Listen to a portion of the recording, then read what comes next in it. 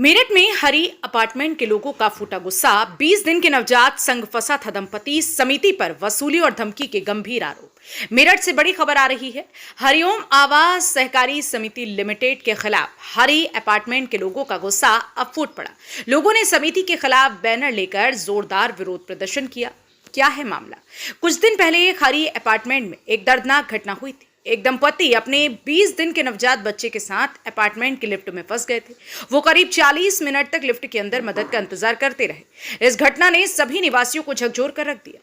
लोगों के आरोप, समिति ने फ्लैट बेचते समय शानदार सुविधाएं देने का वादा किया था, लेकिन आज तक बुनियादी सुविधाएं ठीक से नहीं मिल पा रही। मेंटेनेंस के नाम पर हर साल मोटी रकम वसूली जाती है, लेकिन बदले में न सुरक्षा है, न सफाई, न सही से लिफ्ट चलती है। जब लोग सवाल करते हैं तो समिति के पदाधिकारी उन्हें धमकाने लगते हैं। बच्चों, महिलाओं और बुजुर्गों को रोजाना दिक्कतों का सामना करना पड़ रहा है। अपार्टमेंट में न तो सही पानी की व्यवस्था है, न बिजली का बैकअप। लिफ्ट आए दिन खराब हो जाती है, जिससे हादसों का खतरा बना रहता है।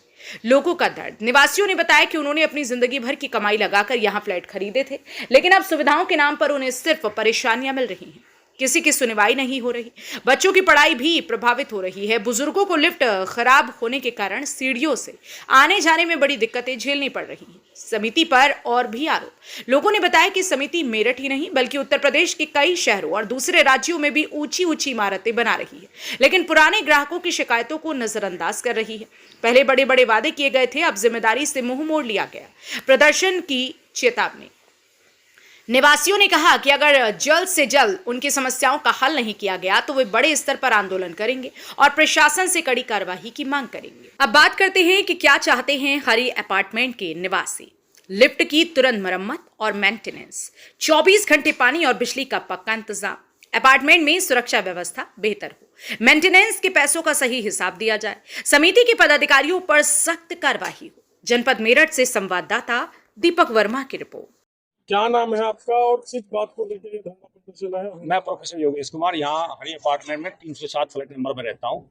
और हमारी जब से हम यहाँ शिफ्ट हुए थे, इस वर्तमान में 45 परिवार रह रहे, जिनमें से 30 लोग बुजुर्ग भी हैं, महिला बच्चे बीमार भी हैं। हमारी जब से लगी थी ये लिफ्ट जो है असेंबल थी, पुरानी खराब थी, कंपनी की नहीं थी। तो हमने बिल्डर को कहा था, जो अशोक गर्ग हैं और कृष्णकांत जी, की ये लिफ्ट बदल दो। बीच बीच में फंसते रहते थे। उनका वादा था हाँ बदलेंगे बदलेंगे, लेकिन वो आज तक नहीं बदले। इवन हम जब जिला प्रशासन के पास गए, उन्होंने आदेश कर दिया डीएम साहब ने कि लिफ्ट बदलो।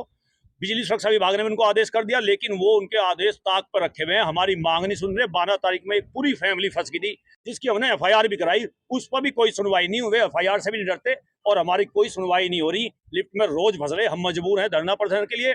आपसे अनुरोध करते हैं, मुख्यमंत्री से अनुरोध करते हैं कि हमारी समस्या को सुनो, हमारी लिफ्ट बदलवा दो, ताकि कोई घटना घटित ना हो। उनका कहना है एक आध अभी कोई मरा तो नहीं, यानी कि वो लिफ्ट जब बदलेंगे जब इसमें एक दो कोई फैमिली मर जाएगी।